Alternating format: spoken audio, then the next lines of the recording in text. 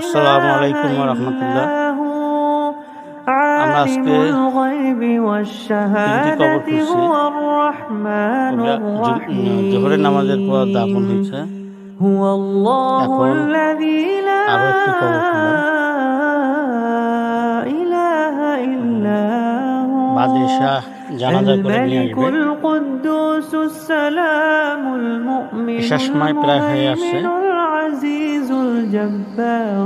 এশার নামাজ হবে, এশার নামাজের পর জানাজা করে কবরস্থানে নিয়ে আসবে। তো আপনারা সকল কবরবাসীর জন্য আপনারা দোয়া করবেন। পৃথিবী থেকে যারা চিরবিদায়ী অন্ধকার কবরে শুয়ে আছে,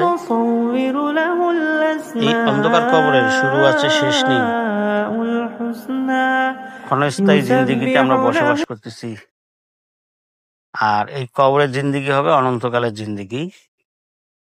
তো আপনারা দোয়া করবেন, সকল কবরবাসীর জন্য দোয়া করবেন, আপনাদের আত্মীয় স্বজনের জন্য দোয়া করবেন।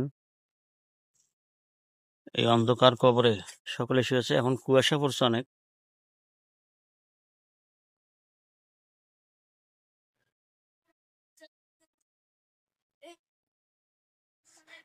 লাইট লাগা হয়েছে। দোয়া করবেন। আসসালামু আলাইকুম ওয়া রাহমাতুল্লাহ।